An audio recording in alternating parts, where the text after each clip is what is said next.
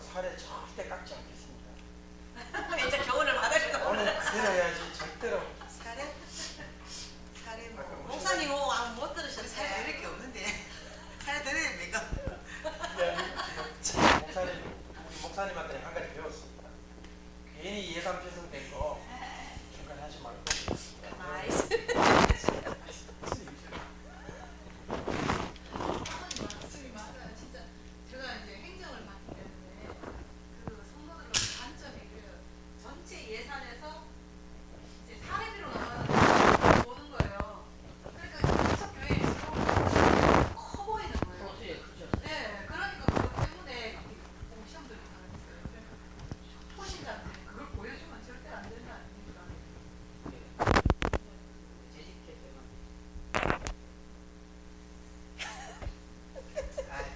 그런 말을 하지 말아야 주님이 됐든 지금 하고 문제를 쓰지 뭐 목사님이 어디 문제가 주제가 모르겠어요. 국적으로 해놨어요. 교회가 그걸 추천합니다. 그런 사람이 나라 그런 사람이 그냥 뭐 다 녹음되고 있습니다. 마음에 드는 거 없는데 그잖아요. 동료들도 뭐 아주 경조사 나면 지금 목사를 지금 다 녹음되고 있습니다.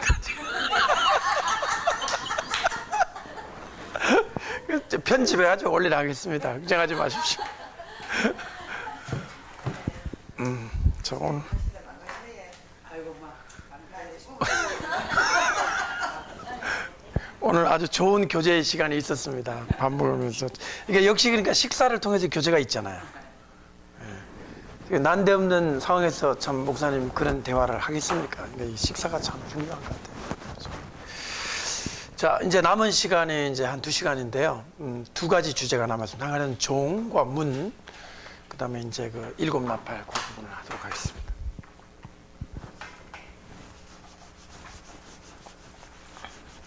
이제 누가복음 12장을 보시죠.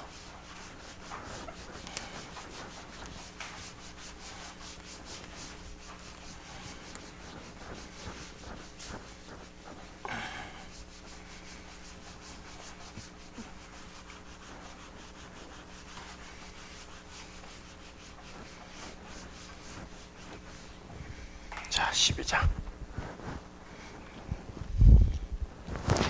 목사님 한번 꽂아보세요. 소리 나나 한번 나오죠? 그러면 누가복음 12장을 한번 다 같이 펴시기 바랍니다. 누가복음 12장. 음.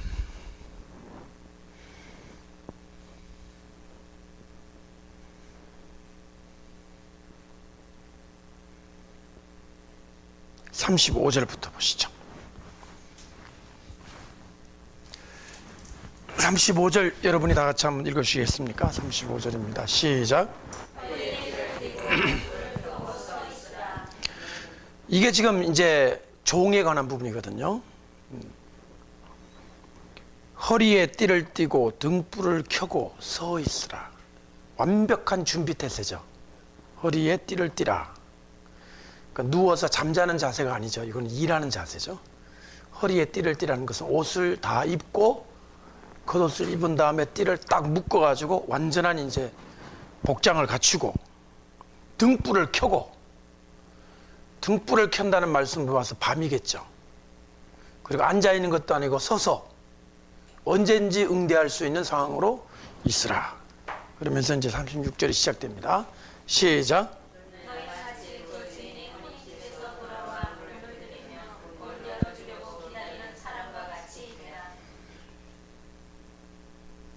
그 다음에 주인이 와서 깨어있는 것을 보면 그 종들은 복이 있으리로다. 내가 진실로 너희에게 이르노니 주인이 띠를 띠고 그 종들을 자리에 앉히고, 잘 보세요.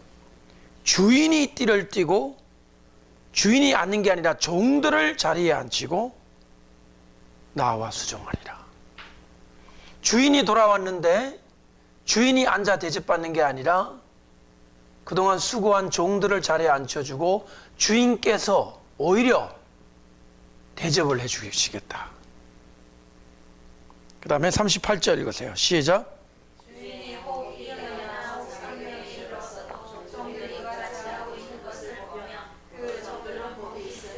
이경이나 삼경이라는 말은 굉장히 밤이 깊었을 때를 말하는 것이죠. 너희도 아는 바니 집주인이 만일 도적이 어느 때 이를 줄 알았다면 그 집을 뚫지 못하게 하였으리라. 40절.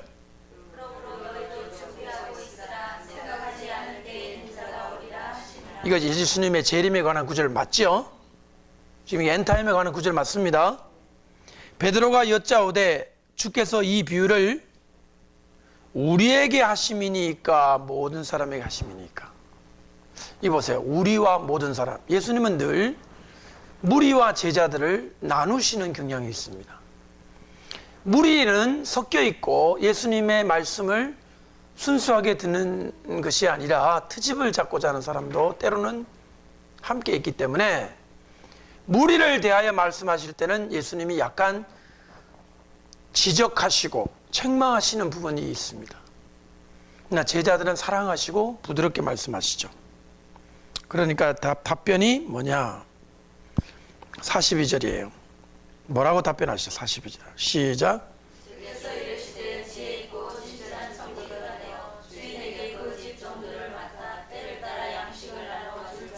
누구냐? 따라합시다. 누구냐? 무리겠어요? 제자들이겠어요?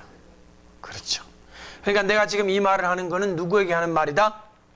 제자들에게 하는 말이라는 것을 예수님은 지금 이 답변을 통해 말씀하고 있습니다. 그 다음에 43절 주인이 이를 때 그 종에 이렇게 하는 것을 보면 그 종이 복이 있으리로다. 44절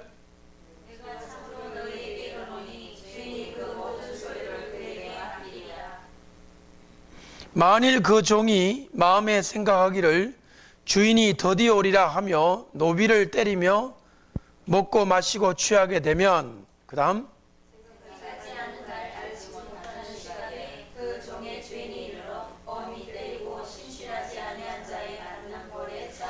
주인의 뜻을 알고도 예비치 아니하고 그 뜻대로 행치 아니한 종은 많이 맞을 것이요. 48절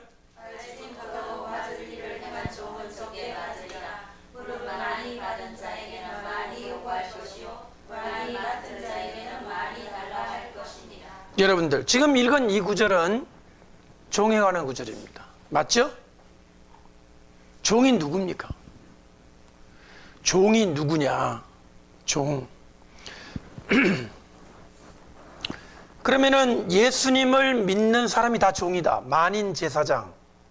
그래가지고 목사님이나 전도사님이나 성직자들만 하나님의 종이라고 하면 안 되고 예수 믿는 사람은 다 종이다. 만인이 다 제사장이다. 이것을 부르짖는 사람이 바로 마르틴 루터였습니다.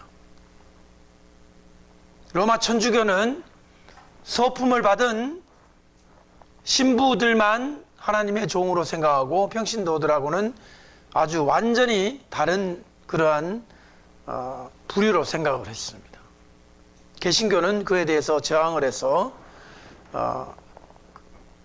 우리 모든 하나님을 믿는 사람이 다 종이다 그렇게 말했습니다. 그런데 지금 우리가 보고 있는 이 누가는요, 루터가 태어나기 전, 지금 우리로 말하면 2000년 전이고 루터가 태어난 전에도 1500년 전이었어요. 루터는 1500년 16세기 사람이시니까. 오늘 이 본문은 분명히 종이라는 아이덴티티가 나와요. 그러면 종이 어떠한 존재인지 지금 쭉 이렇게 여러 가지로 설명되어 있는데 우리 한 가지만 보시죠. 42절을 한번 보시죠. 42절은 제후도 세 부류의 사람이 등장합니다. 42절 시작. 42절이에요. 시작.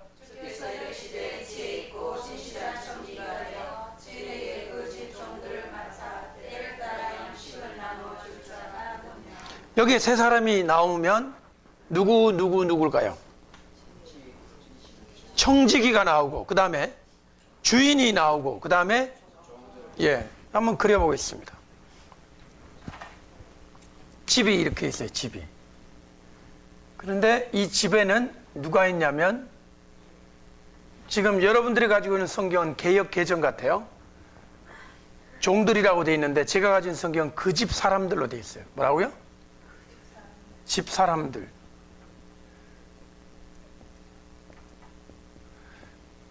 종들. 그런데 청지기가 있죠. 청지기가 있고 그 다음에 주인이 있어요. 지금 이것을 주목하는 겁니다. 저는 지금 이 말씀의 초점이 이 청지기의 역할 아닌가요? 따라해 보시죠. 그 집 사람들을 맡아. 어떡하여? 맡아. 따라합시다. 맡아. 집 사람들은 원래는 누구 겁니까? 청지기 겁니까? 주인 겁니까? 그러니까 주인 거예요. 주인에 속해 있는 분들이에요. 과연 그렇지 않습니까? 성도들이 누구의 소유입니까? 목사의 소유입니까? 하나님 소유죠. 하나님 소유인 성도들을 이 땅에 있는 동안 잠시 누구에게 맡겼습니까? 하나님이 청지기한테, 목회자한테 맡긴 거죠. 맡은 거죠. 주인이 맡겼습니다. 성경을 보면 이 주인이 어디를 가느냐면 어디 갔다 온다고 돼 있어요. 오늘 본문에 말하면 혼인잔치에 갔다 온다고 돼 있어요. 혼인잔치에. 어디에 갔다 온다고요? 혼인잔치. 혼인잔치에 갔다가 오는 거예요. 이렇게 갔다가 오는데 성경 전체를 보면 주로 밤이에요. 2경, 3경. 또 등불을 켜고 낮에 오시는 게 아니라 언제 오신다고요? 밤에 오세요. 그때 이 본문이 뭐라고 말했냐면 주인이 올 때 청지기가 옷을 입고 띠를 띠고 등불을 켜고 그렇게 해서 주인을 맞아주면 좋겠다. 그 얘기예요. 아니 주인이 오는데 청지기가 왜 문을 열어줘야 됩니까? 아무나 문 열어주면 되지 않습니까? 아무라도 소리 듣고 문 똑똑하면 열어주면 되지 왜 하필이면 청지기가 열어줘야 될까요? 왜 청지기가 열어줘야 된다고 예수님 말할까요? 청지기의 사명이 뭘까요? 청지기는요 영어로 door, 문이에요. keeper.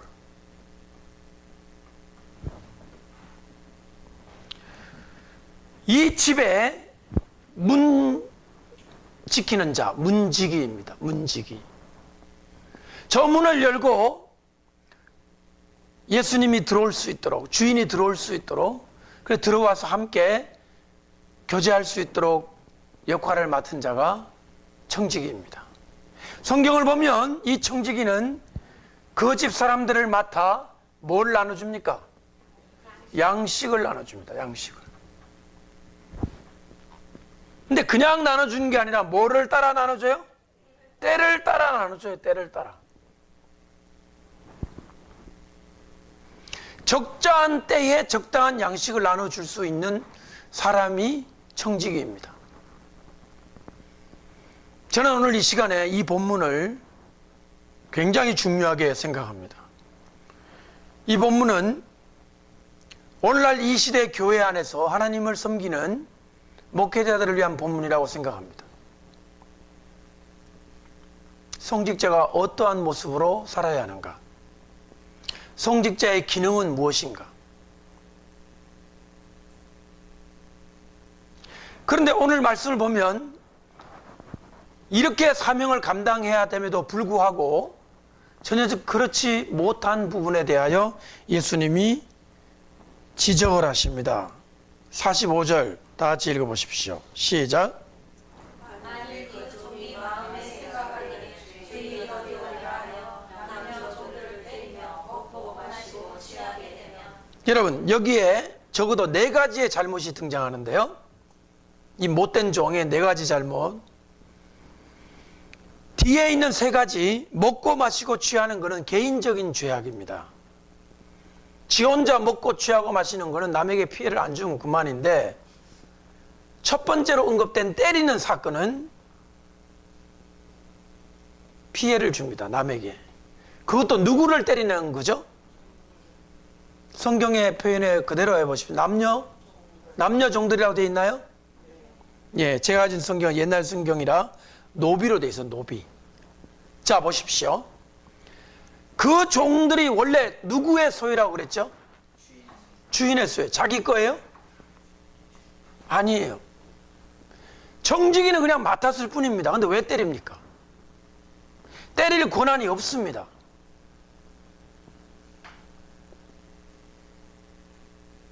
여기에 이 때린다는 말을 예수님이 하시는 거로 보아서 예수님은 굉장히 이거를 나쁘게 여기시는 것 같습니다. 그럼 때리는 게 뭘까요? 목회자들이 성도들을 때릴까요? 안 때릴까요? 때려요? 벌써 때려. 방망이.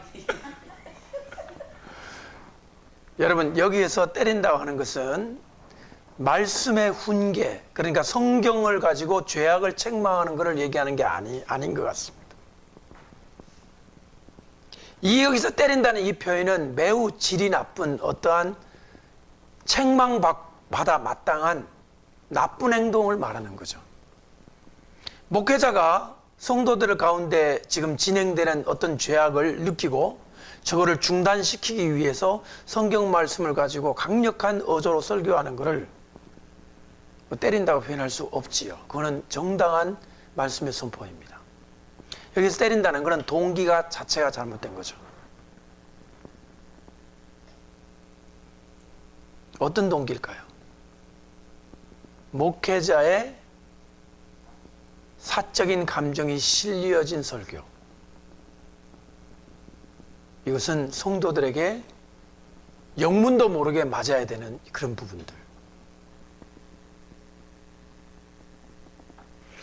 여러분들은 이런 목회자가 되지도 않았으실 것이고 이런 분들을 잘 경험하지 못한 착하시고 순진한 목회자의 것으로 보여집니다마는 목회자가 성도들을 이 남용, 그러니까 학대.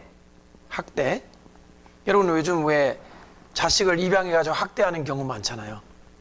목회자의 성도 학대는 매우 은밀하게 진행됩니다. 첫 번째, 방치입니다. 방치는 학대가 아니라고 생각하죠. 성도들이 만약에 컴플레인 해도 제가 뭘 했습니까? 아무것도 안 한 그것이 바로 학대였던 것이죠. 만약에 자식을 집에 입양시켜 놓고 내가 뭘 했어? 나 아무것도 안 했어. 씻어야 될 때 씻겨야 되고 먹어야 될 때 먹어야 되고 겨울에는 따뜻한 옷을 입혀야 되는 거예요. 그거 안 하죠? 그냥 버려두죠? 그것이 학대인 거예요. 목회자가 성도를 때리는 방법은 은밀하게 진행된다고 그랬죠. 남들이 볼 때 겉으로 봐서는 때리지 않는 것처럼 우아하게 때립니다. 또 교묘하죠. 조폭이나 아주 질이 나쁜 그러한 사람들이 부치갱이나 회초리를 들고 때리는 것 같은 그런 때림이 아니라 교묘하다고요. 은밀하다고요. 예수님은 그에 대해서 가슴 아파하시는 것 같아요. 내가 잘못 맡겼구나. 자, 여기에 4가지 죄악 중에 자기 혼자 먹고 마시고 취하는 것까지는 그 사람 스스로의 파괴적인 거지만은 학대한다든지 때린다는 것은 정말 나쁜 죄악이거든요. 그런데 한번 보세요.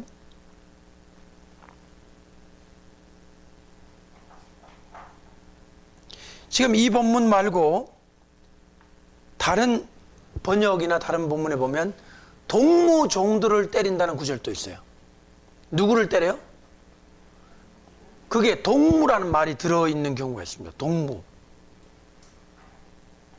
그러니까 이 보세요. 이 청지기가 자기가 맡고 있는 집 사람들만 때릴 뿐 아니라 자기와 가천 처지에 있는 누구 종들? 동무종. 왜 때릴까요?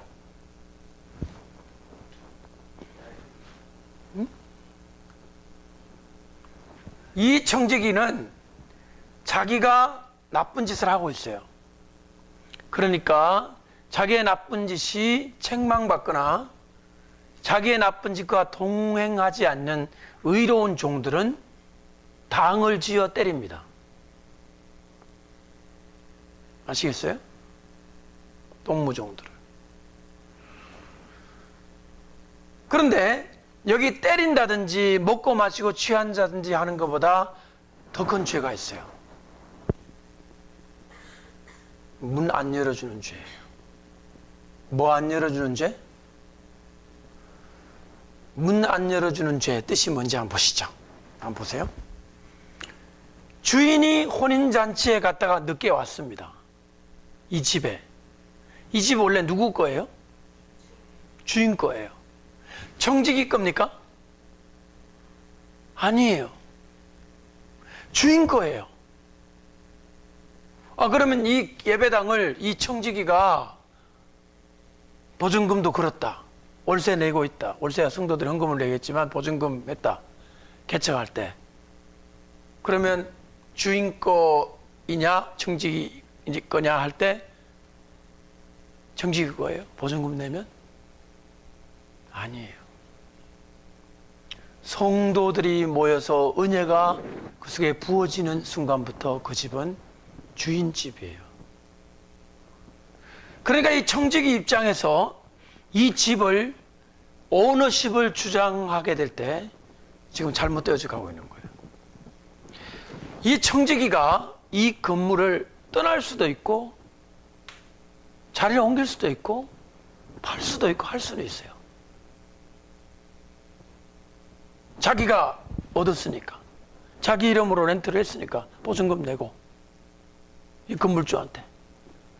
근데 저는 이 청지기는 주인한테 물어봐야 한다고 생각합니다. 예수님 어떻게 할까요? 비록 제가 보증금 내고 이 건물을 얻어서 성도들을 모아 예배를 드리는데 저희들이 이제 옮길 마음을 가지고 있는데 주인께서 허락을 해 주십시오 라고. 그게 옳지 않나요? 그런데 이 주인이 돌아옵니다. 여기에 문 밖에 서 있어요. 청지기가 안 열어줘요. 왜 안 열어줄까요? 그 집은 원래 누구 집인데? 주인 집인데 청지기가 왜 안 열어줄까요? 누구 거라고 생각해? 자기 거라고 생각해. 누구가 오시는데 안 열어줘? 예수님이 오시는데도 안 열어줘. 이 죄는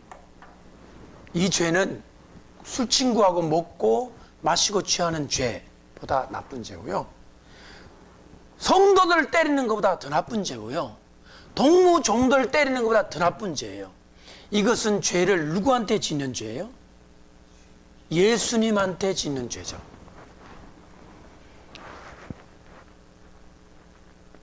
그죠? 여러분, 죄에도 색깔이 있다 들어보셨죠? 죄에도 색깔이 있다. 죄도 다 주님 앞에 죄이겠지만 죄의 질이 나쁜 죄가 있잖아요. 죄의 질이 나쁘다. 이것은 매우 나쁜 죄예요. 죄의 성격상 정말 태어나지 않았으면 좋을 사람이다라고 하는 평가를 우리가 가룟유다한테서 들었잖아요. 이런 말이 되는 거죠. 왜 목사가 돼가지고 그 짓 하느냐는 거죠. 여러분, 그 사람이 술 취하고 방탕하고 그다음에 성도 때리고 다 해도 좋다는 건 아니에요. 그것도 죄인데 이러한 죄보다 더 나쁜 죄가 뭐냐면 이 집을 자기 걸로 생각해서 예수님이 당도를 하시는 그 마당에 문을 열지 않고 잠궈 놓아서 집 사람들이 준비를 하지 못하도록 하는 이 죄는 아까 말한 그 모든 죄보다 더 무서운 죄라는 거죠. 알고도 하지 않는 죄, 엄히 맞을 것이고, 모르고 그러한 죄를 짓는 자들도 책망을 받을 거다. 여러분, 이 본문은 계시록 3장에 있는 말씀을 좀 더 명확하게 하기 위해서 이렇게 제가 가지고 왔습니다. 계시록 3장 가보시죠.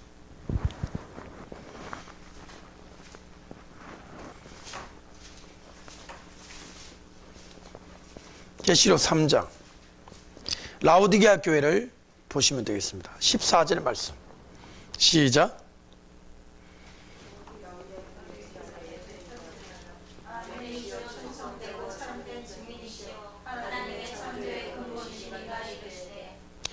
여러분, 여기에서 제가 강조하고 싶은 것은 라오디게아 교회의 사자에게라는 말입니다.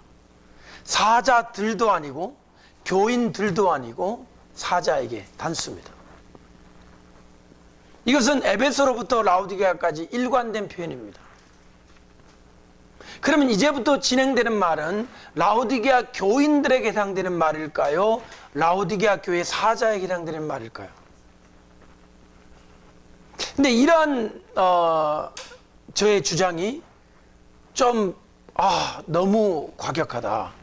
목사님처럼 그렇게 양자택일로 볼 것이 아니라 이렇게 볼 수는 없겠습니까? 즉 라오디게아 교인들의 죄인데 대표적으로다가 사자에게 말씀한 게 아닐까라고 볼 수도 있지 않겠습니까? 라고 저한테 말할 것 같아요.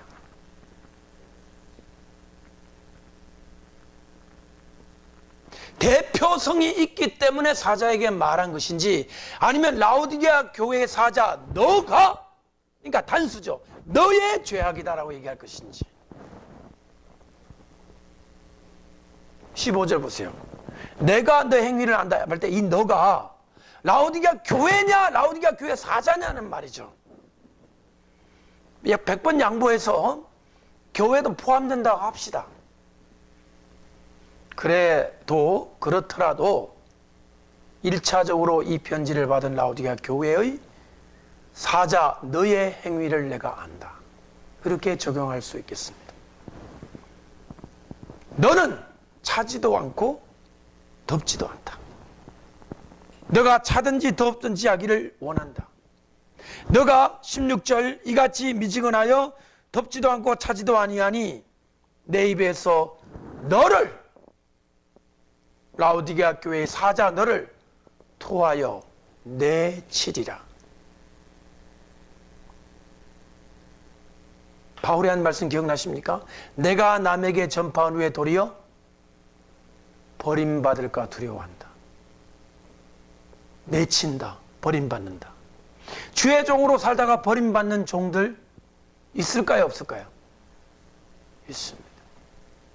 우리가 칼빈의 신학과 장로교회 교리에 확고한 우리 분들은 예정의 교리를 믿고, 한 번 구원받은 사람은 성도의 견인을 통하여 어떻게 하나님이 매를 때리시더라도 돌아오게 한다, 그렇게 믿습니다. 버림받음에 대한 구절을 그 틀 안에서 해석을 하려고 합니다. 근데 바울이 얘기한 것이나 여기서 얘기한 것은 구원이 아니라 사역에서의 버림을 말한다고 볼 때 충분히 그런 일은 있을 수 있다. 구원은 받는다. 하지만 사역은 더 이상 너가 할 수 없다. 너는 이제 합당치 않은 종이다. 이것을 그렇게 볼 수 있겠습니까? 내치겠다. 토하여 내치겠다.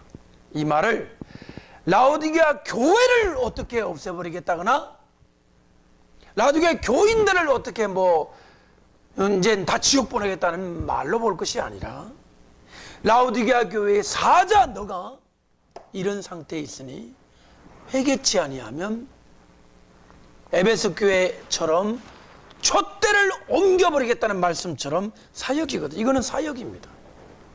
사명입니다. 하나님의 종으로 부르심을 네가 받았을지라도 하나님 앞에 신실하지 않는 너는 더 이상 사명을 감당할 수 없도록 내가 사명에서 너를 제버리고 더 이상 내가 너를 쓰지 않겠다. 이런 일이 일어날 수 있습니까? 없습니까? 물어보십시다. 얼마든지 일어날 수 있습니다. 얼마든지. 남들이 모르게 병을 통해서 데리고 갈 수도 있고요. 남들이 다 알게 창피를 다 당하고 쫓겨날 수도 있는 것이고요. 여러 가지 방법으로 그 사람은 사역에서 제거될 수 있습니다. 주님 그렇게 하십니다.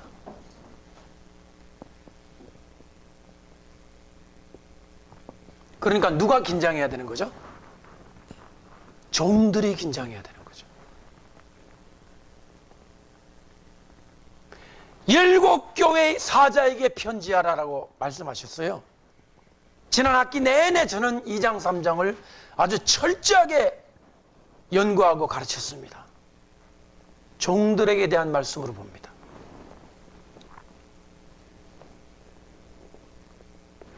전부 단수예요. 너가 말하는 건. 너희가 아니에요. 너희들이 아니에요. 너가 그래요. 너. 17절 내가 말하기를, 그러니까 라우디게아 교회 사자가 말해요. 나는 부자라. 부자네 부자. 그러니까 얼마나 이 교회가 재정으로 빵빵했는지 모르지만 이 사자의 말에 의하면 나는 부자다. 은행에 통장에 돈도 많고 사례도 많다. 부유하여 부족한 것이 없다. 이 가운데 있는 우리와는 전혀 질적으로 다른 상태에 있는 분 같습니다.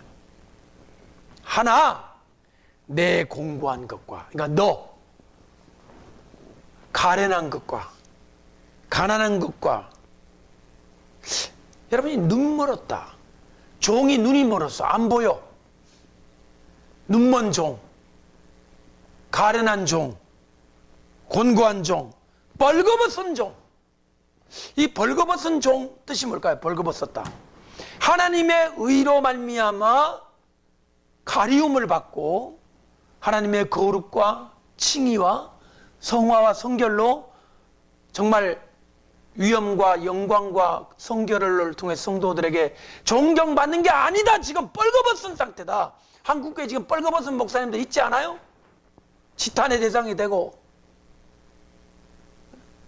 미움받고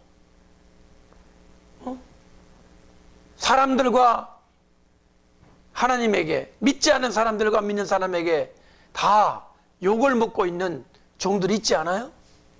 지금 이 사자가 그런 상태예요. 알지 못하도다.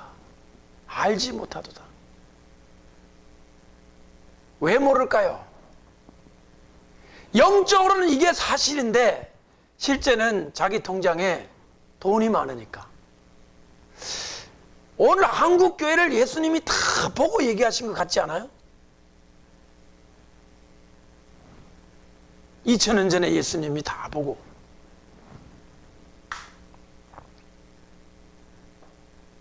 그래서 내가 너를 구원하노니, 보세요. 전부 다 너희들, 라오디게아 교인들이 아니에요. 너를 구원하노니 내게서 불로 연단한 금을 사서 부유하게 하고 흰옷을 사서 입어 벌거벗은 수치를 보이지 않게 하고 안약을 사서 눈에 발라 보게 하라. 그런데 18절 나와 있는 여기에 금, 흰옷, 안약 3개를 어떻게 하라고 그랬어요? 어떻게 하라고 그랬어요? 주어라 그랬어요? 사라 그랬죠. 줍는 거하고 사는 거하고 차이. 줍는 거는 그냥 가서 주우면 되지만 사는 거는 뭐를 지불해야 돼요? 네, 값을, 대가를 지불해야 됩니다. 금 살 때, 안약 살 때, 흰옷 살 때 이 종이 지불해야 될 것은 무엇일까요? 돈이 아닐 겁니다. 고난이라는 대가를 지불을 해야 될 것이고 회개라는 대가를 지불해야 될 것이고 흰옷을 입으려면 안약을 사서 바르려면 영적인 눈을 떠야 되니까 간절한 기도라는 대가를 지불해야만 안약을 살 수 있죠. 그냥은 없는 거예요. 금도 흰옷도 안약도 따라합시다. 사서 구하라. 사서 구해야 돼요. 이 산다고 하는 것은 합당한 대가를 기꺼이 지불할 마음의 자세를 가져라. 그런 얘기입니다. 물은 내가 사랑하는 자를 책망하여 징계하노니 그러므로 내가 열심을 내라. 회개하라. 자, 보세요. 20절입니다. 다 같이 읽어보십시오. 시작. 어찌하나 내가 문 밖에 서서 두드리오니 누구든지 내 영성을 듣고 문을 열면 내가 그에게로 들어가 그와 더불어 먹고 그는 나와 더불어 먹으리라. 20절 초반부를 따라합시다. 내가 문 밖에 서서 두드리노니. 자, 이럼 그림을 한번 보세요. 이거를 이제 요한계시록 이제 3장으로 볼 때 예수님이죠. 예수님이 문 밖이죠. 이 문 안에 아니고 문 밖에 서서. 그다음 두 번째로 어떻게? 문을 어떻게 해요? 두드리죠. 두드림. 그다음에 세 번째는 음성. 내 음성을 듣고 문을 열면. 따라해 보시죠. 서서 문을 두드리고 말씀하신다.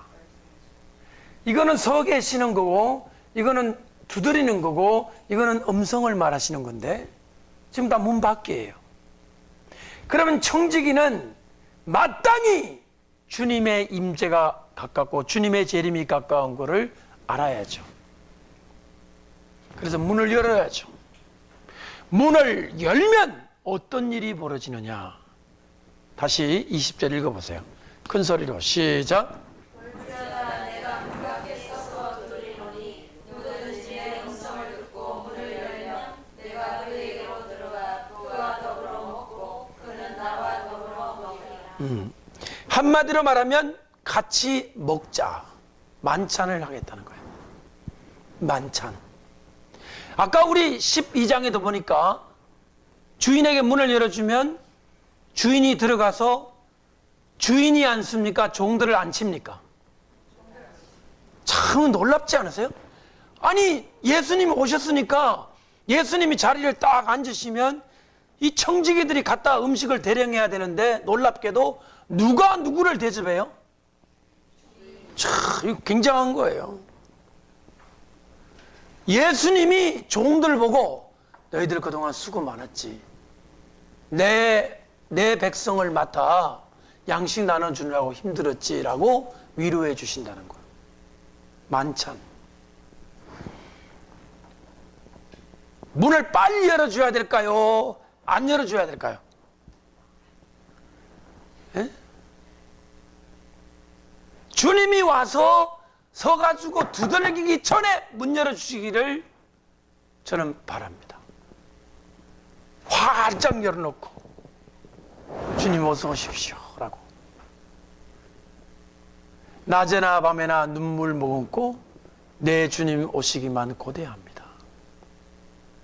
먼 하늘 이상한 구름만 떠도 행여나 내 주님 오시는가에.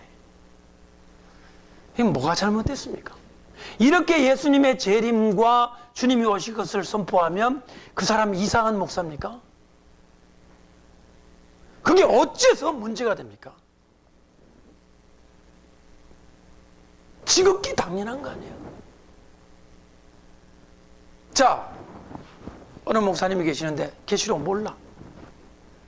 계시록 아무리 와도 이해가 안 돼요. 근데 이분이 이렇게 설교합니다. 성도님들에게. 성도님 여러분, 저는 요한계시록을 잘 모르겠어요. 헷갈렸어. 하지만 한 가지 아는 사실이 있습니다. 주님이 곧 오실 겁니다. 우리 모두 준비합시다.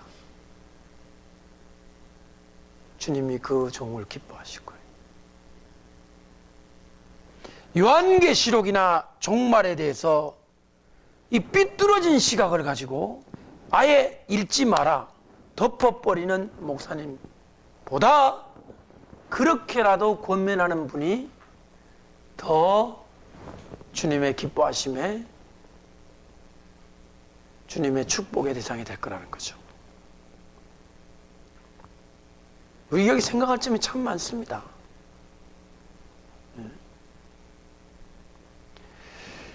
아까도 우리가 같이 얘기했지만은 이 주님이 같이 음식을 드시는 것과 말씀 나누는 것을 성경을 보면 늘 반복적으로 나옵니다. 음식을 드시고 함께 나누는 행위와 그 다음에 말씀 전하는 것이 예수님께는 정말 중요하게 나옵니다. 사도행전에서도 보면 제자들이 어떻게 했죠? 날마다 성전에 모이고 뭐를 뗐다? 떡을 뗐다. 그거 성찬식을 했다고도 볼 수 있지만 함께 음식을 나누고 함께 교제하고 성찬식을 그렇게만 좁게 해석할 필요는 없는 것으로 봅니다. 얼마든지 우리의 식사를 같이 나누는 것, 그것을 예수님도 그렇게 하셨고 제자들도 그렇게 했기 때문에 오늘날 우리 성도님들도 교회 가면 함께 음식을 나누고 친교를 하지 않습니까? 근데 이 종말론적 뱅퀴트, 이 만찬은 그보다 훨씬 큰 뜻이 있습니다. 다 아시겠지만 이것은 식욕을 어느 정도 잠재우는 그런 정도의 만찬이 아니죠. 영원한 기쁨 속에 우리가 참여한다는 거죠. 종말론적 만찬이에요. 이건 교제입니다. 여러분 정말 그날 예수님하고 같이 테이블에 앉으면 여러분 정말 제대로 드실 것 같습니까? 우신이라고 아마 들어가지가 않을 거예요. 아마 감격과 은혜에 충만해서 여러분 너무 기쁘면 음식은 뒷전이잖아요. 안 먹어도 좋아. 일단 너무 반갑고 좋아서 이렇게 아름답고 위대한 예수님의 재림과 그 행복에 대하여 왜 청지기가 문을 꾹꾹 끌어 잠그고 안 열어주느냐? 이 주제가 오늘 이 오후 주제예요. 첫째는 제가 생각하기는 성경을 통해서 볼 때 이 종이 자기가 누구인지를 잊어버렸어요. 그만 실종, 자기가 이 집주인인 걸로 착각을 했기 때문에 진짜 주인이 있다는 것을 잠시 착각을 혼선을 일으킨 것 같아요. 여러분 성경에 보면 땅을 소작민들에게 맡겨놓고 떠난 주인의 이야기를 알고 있지 않습니까? 추수 때 이제 좀 원래 땅을 이렇게 하면은 소출의 일부를 받아가잖아요. 땅 주인이. 그래가지고 이제 땅 그 소출 좀 받아오라고 보냈어요. 그 종을. 그랬더니 막 이 소작민들이 막 때려가지고 보냈잖아요. 거의 병신을 만들어가지고. 이상하잖아요. 그 받아가지고 농사 지을 때는 감사합니다, 감사합니다 그래놓고 막상 소출을 딱 대니까 안 주는 거예요. 이게 굉장히 중요한 거예요. 왜 이런 심리가 발동될까요? 왜냐하면 그 더위와 그 여름날에 고생을 다한 이 종은 이 소출이 내 거라고 생각하는 거예요. 내 거. 소유권을 주장하고 싶은 거예요. 그러니까 이 소출을 얼마 달라고 하는 그 주인의 명령을 받은 종이 달갑지 않은 거예요. 여러분 이게 지금 예수님이 이 말씀을 하시면서 무엇을 가르치려고 지금 하실까요? 여기 이 말씀의 메시지가 뭘까요? 여기에 소작의 이 종은 바로 오늘날 교회 지도자들이에요. 종들이란 말이에요. 농사를 지었어요. 목회를 했습니다. 성도가 생겼어요. 근데 갑자기 예수님이 오신다고 그러고 하라 그러니까 자기가 안 그럴 생각을 한 거죠. 세상에 있는 종교 지도자, 예수님 당시에는 바리새인들, 그들의 머릿속에 하나님의 소유권과 하나님의 주권을 인정하지 않으려고 한다, 이거예요. 그래서 그 다음 이어지는 말을 보면 주인이 자꾸 종들이 얻어맞고 오길래 누구를 보냅니까 이제? 아들을 보내죠. 그게 예수님 자기 아니에요. 아들을 딱 보내니까 한술 더 떠 이제. 이 땅이 원래 누구 건데? 주인 거고 아들은 장차 이 땅을 상속받을 자이니까 저거를 죽여버리면 이 땅이 누구 거가 된다? 자기들 거가 된다. 이 민법을 잘 모르는 사람 같아요. 죽인다고 어떻게 자기 게 됩니까? 그죠? 등기는 여전히 하나님 이름으로 돼 있는데 어리석은 거죠. 그래서 아들을 죽인다. 이 말을 듣고 있었던 바리새인들은 얼마나 이를 갈았을까요? 예수님이 아주 대놓고 살인자들이라고 손가락질한 거나 다름이 없잖아요. 오늘 지금 이 모습이 오늘 이 시대를 살아가는 세계 교회의 주의 종들에게 지금 적용되고 있습니다. 이 계시록 3장을 통해서. 이건 바리새인 아니에요. 계시록 3장은. 예수님 당시에 말은 바리새인들이 다 계시겠지만 이 3장, 계시록 3장은 이미 하나님의 교회를 목양하는 주의 종들이 어떠한 모습이 돼야 될 건가를 얘기하고 있는 거예요.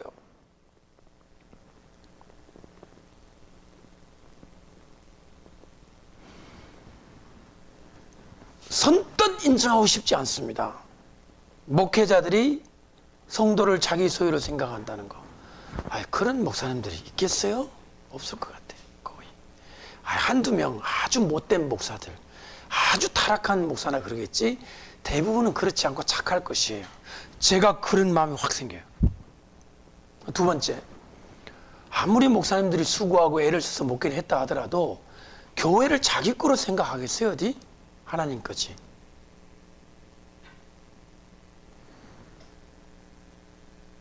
그러면 재림에 관한 설교를 하지 않고 재림에 관한 것에 대하여 좀 왜곡된 시각을 가지고 요한계시록을 성도들에게 많이 이렇게 가르치기보다 그건 좀 인봉된 거야, 읽지 마, 이렇게 하는 목회자들의 그러니까 이해될 수 있는 이유와 깊은 이유가 있는데, 이해될 수 있는 이유는 이런 거예요. 요한계시록이라고 하는 거를 지금 이단들이 하도 설치니까 교인들 가운데 요한계시록 공부하러 막 다니고 사는 사람을 좀 경계시켜야 되겠다. 이건 이해될 수 있는 거예요, 우리가. 그런 행동은 이해가 돼요. 근데 지금 여기서 다루고 있는 거는 그게 아니에요. 겉으로는 안 드러나는 거예요. 깊은 속에 있는 목회자들만이 아는, 목회자가 아니면 절대로 이해할 수 없는 자기만이 아는 은밀한 비밀스러운 소유권, 소유욕, 내 것이라고 하는 거. 여기다가 이제 직업적인 생각까지 붙어버리면 이제 타락한 목회자가 되는 거죠. 이제 진짜 직업이 되는 거죠, 직업. 하나님의 부르심을 받아 성도를 양육하는 거룩한 사명이 아니라 목사라고 하는 직업인이라고 생각을 그까지 가버리면 이제 돌이킬 수가 없죠. 자기 하나님 그런 거 없는 거예요. 그러면 예수님의 재림이 별로 기다려지는 게 아니고, 교리상 예수님 재림이 있겠지만 굳이 그렇게 빨리 와야 돼? 자, 지금 저 같은 경우나 우리 목사님 같은 경우는 그러니까 빨리 오셔야 되겠어요. 목사님 교회도 예수님. 예? 그런데 지금 큰 교회 몇천억 들은 교회 며칠 입당 이제 오늘 했어. 예수 내려오신다 그러면 목사님 목회 좀 해보고 오시면 안 돼요? 자, 이게 웃기는 얘기인 거 알아요, 제가. 좀 코믹한 얘기긴 한데, 오늘 입당했는데 1시간 후에 오더라도 할렐루야 해야 되는 거 아니에요? 그게 비교 대상입니까? 생각을 해보세요. 그런데요, 사실 몇천억 들여서 교회 지은 사람의 마음에는요, 정말이에요. 아이고, 1년 있다 오시면, 한 1년도 안에 좀 충분히 목회를 하고, 그때 오셔도 되는데, 뭐 내일, 한 달 후, 재앙이야, 재앙. 주님의 재림이 몹시, 좀 안 오셨으면. 여러분, 이게 얼마나 무서운 측면이 있는 죄인지 알겠어요? 우리가 사람으로서는 이해가 되지만 이거는 있을 수가 없는 죄.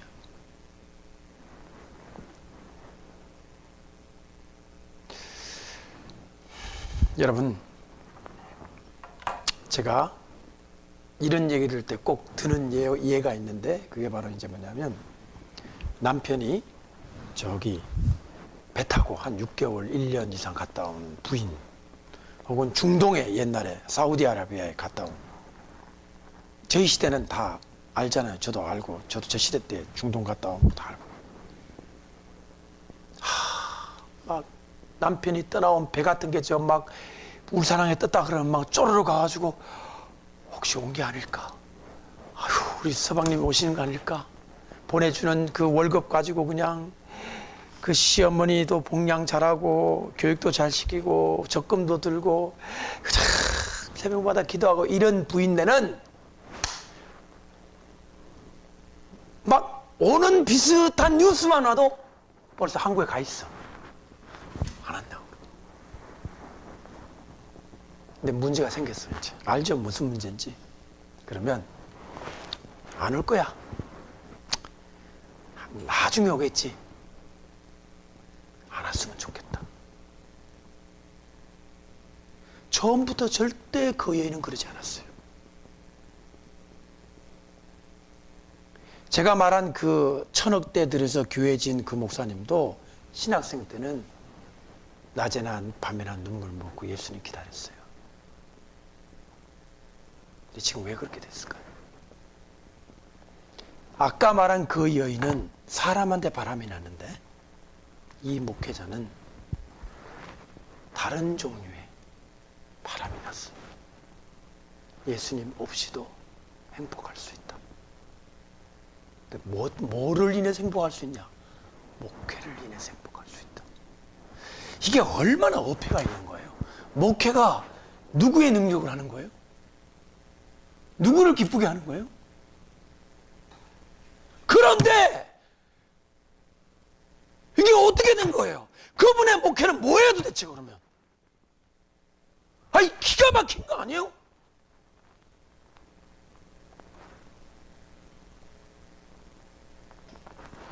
남편이 없기 때문에 늘 슬펐던 사람이 참 행실이 바른 부인의 마음이에요. 이게 남편이 오니까 슬퍼요 이제는. 왜 바뀌었을까요? 마음에 다른 것이 들어오기 시작한 거예요. 무에 바람이 들어갔다고 하잖아요. 무에. 사람의 마음에 다른 것이 들어온 거예요. 다른 걸로도 기쁠 수 있구나. 여러분, 타락이나 죄는 그렇게 하루아침에 우장창하고 들어오는 게 아니에요. 서서히 들어옵니다. 저 밑으로 바람 들어오듯이 서서히 문 밑으로 들어오듯이. 절로는 문 안 들어옵니다만 절대 죄와 타락과 파멸과 범죄는 문부터 확장 열어놓고 태풍처럼 들어오는 게 아니라 서서히 연기가 들어오듯이. 오늘 한국교회 목회자들의 지금 예수님을 대망하는 상태가 전혀 죄 같지 않은, 이게 더 문제인 거예요. 차라리 신문지상에 나오고 재정횡령했다 그러고 판결 받는 사람은 그 내놓은 죄인이에요. 그 사람은 뭐 숨길 것도 없고 그냥 뽀록이 난 사람들이 차라리 그거보다 더 은밀한 가운데 숨기며 살아가는, 아까 말한 술 친구 뭐 때리고 하는 이런 도덕적인 이런 죄가 아니라 너무 목회를 사랑하니까 예수님 없이도 목회를 즐기는 이것이야말로 진짜 죄인인 거예요. 예수님 없이 목회 너무 잘하는 사람, 이게 진짜 죄인이에요.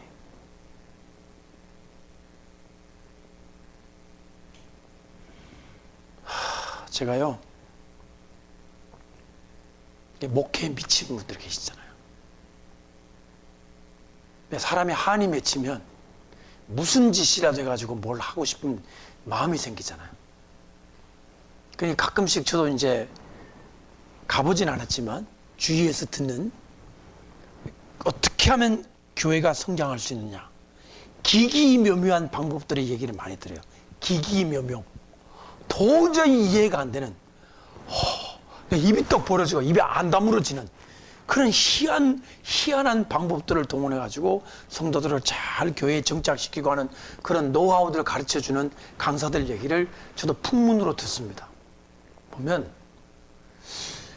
거의 있잖아요, 마음에 심한 상처를 받아가지고 그냥 하나님 없이 열심히 목회를 잘하고 싶은 분 같아요. 슬픈 모습을 봐요. 주님과 동행하면서 성도들과 함께 동행하는 이런 아름답고 건강한 목회가 아니라, 왜 그랬잖아요, 돈에 한이 맺힌 사람은 뭐같이 벌어? 목회를 개같이 하면 안 되겠지만 이 개같이 번다는 말 속에는 뭐예요?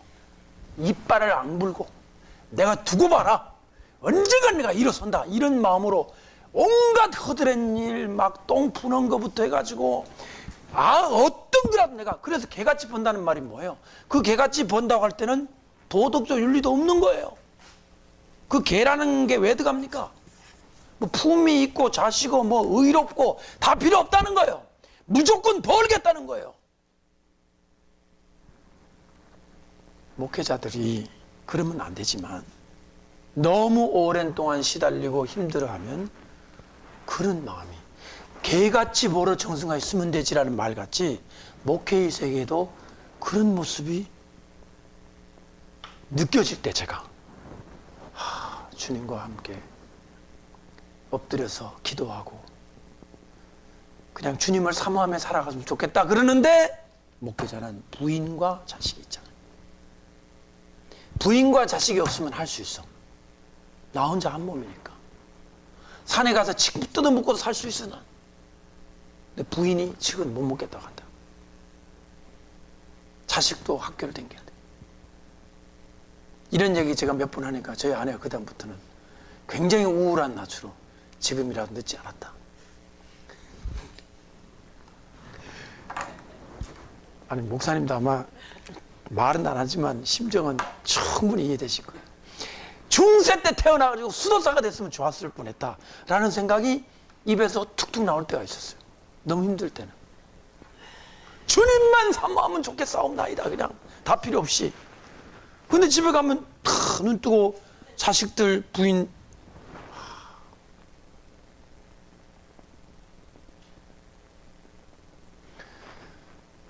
여러분, 저는 예수님께서 앞으로 일어날 일을 다 보셨다고 생각합니다. 그러니까 오늘 21세기 이 교회를 예수님은 다 보신 거예요.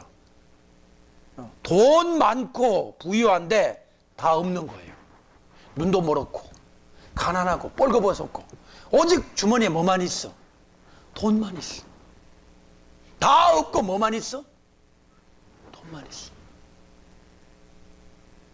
이게 라오디게아 교회의 처참한 모습이에요.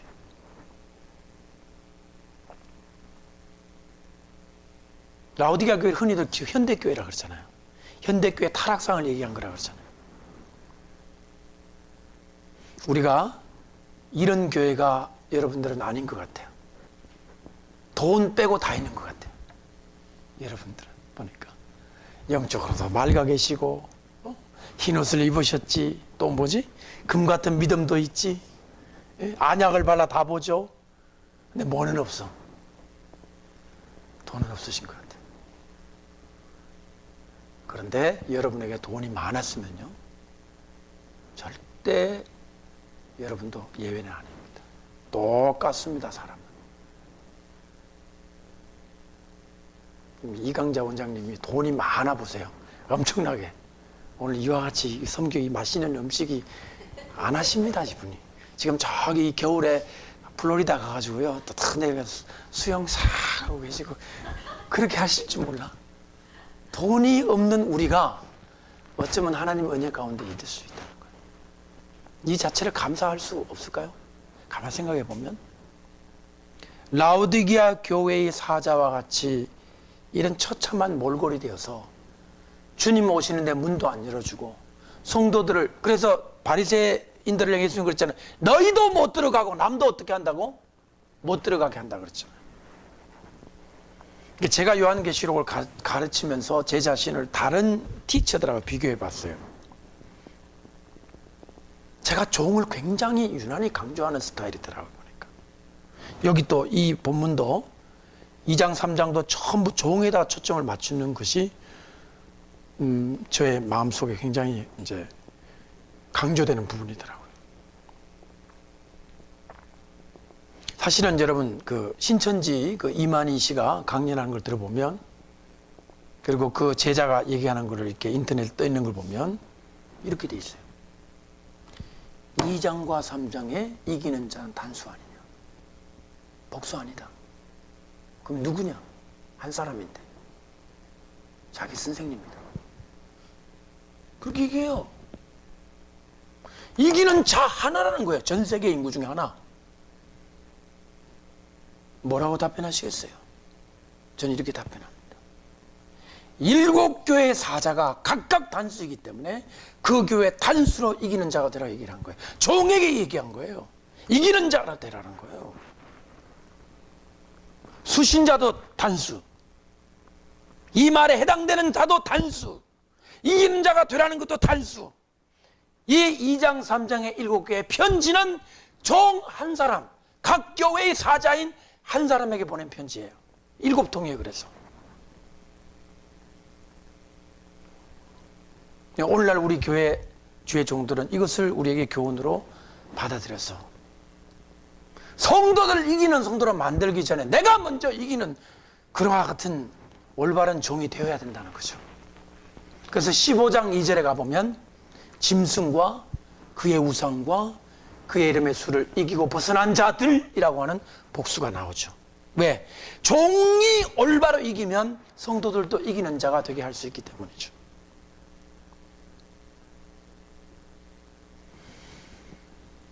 원래요, 이 그림을 이렇게 사람의 심령으로 알레고리컬하게 해석을 합니다. 예수님은 밖에 서 계시고, 이런 그림 보신 적 있으세요? 문이 하나 있고 예수님이 등불을 들고 계시고 문을 노크를 하고 계신, 이런 포즈를 하고 계신 성화, 이게 굉장히 유명한 성화예요. 헌트라고 하는 사람이 그린 건데, 근데 그 예수님 주변에 뭐가 있냐면 가시나무, 엉겅퀴가 잔뜩 있어요. 그래서 이 성경 구절 3장 20절이 언제 쓰이느냐면 영접 기도할 때 쓰잖아요. 영접 기도. 지금 이 시간 예수님이 형제의 마음에 들어가려고 하십니다. 마음문을 여세요. 예수님이 마음문에 들어가시면 형제님과 함께 교제하고 이제 하나님의 자녀가 됩니다. 그렇게 쓰지 않나요?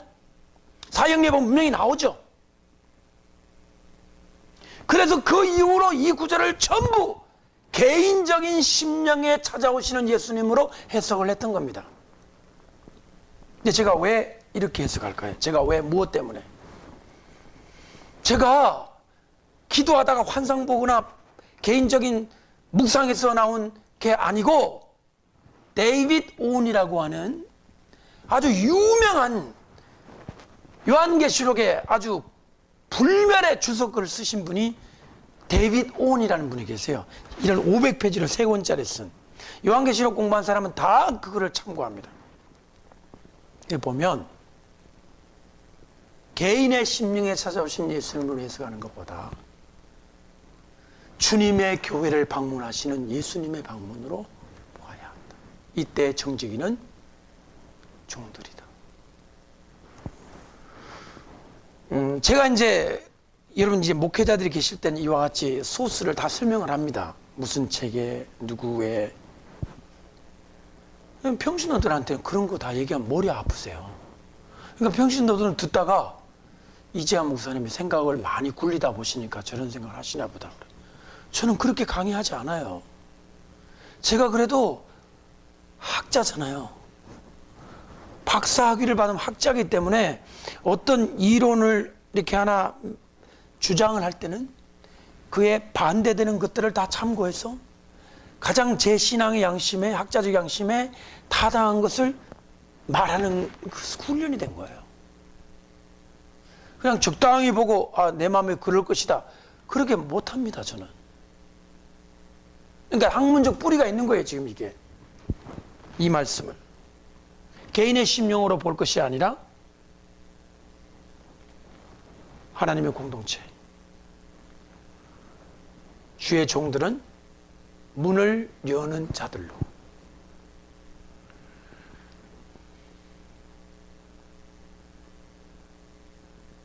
그래서 오늘 이 시간에 이제 셋인데 첫 번째 시간에는 제가 이것을 여러분하고 나누고 싶었습니다. 그래서 여러분들이 다 그와 같은 사명이 있는 존재라는 거. 그래서 이 집 사람들에게 말씀을 잘 가르치셔서 주님의 오실 것을 준비하게 하는 그런 사람이 되시면 좋겠다. 한 가지만 더 지적을 할게요. 이 청지기가 이제 미쳤어요. 문을 꼭꼭 걸어 잠그더니 드디어 미쳐가지고 돌아가지고 다른 주인을 하나 내세웠어요. 이맛박이는 666 써붙이고. 이 종이 뭐라고 하냐면, 오 주인님, 우리 이분들에게 뭐라고 얘기하냐면, 우리 모두 저분을 섬깁시다, 이래 된 거예요. 이게 바벨론 교회죠. 진짜 바벨론 교회는 저겁니다. 성도들을 몽땅 데리고 누구를 경배하게 해? 적그리스도를 경배하게 하는 거예요. 누구는 밖에 세워놓고.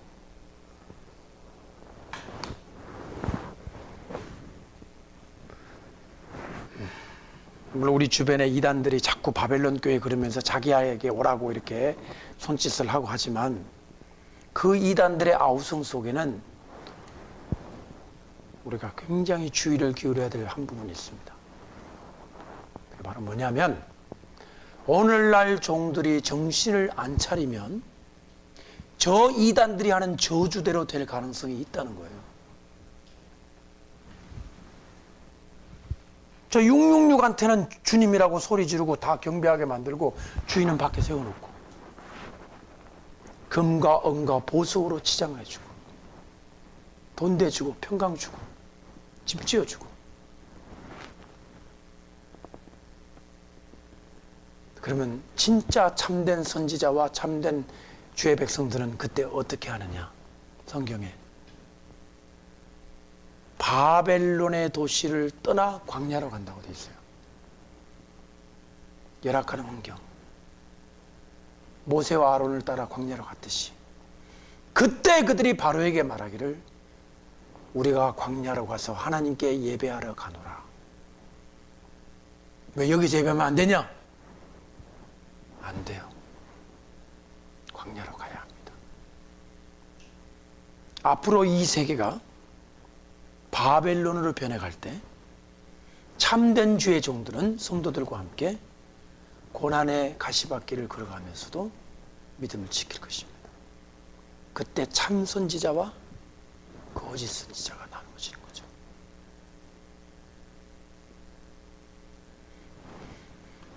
그래서 요한계시록에서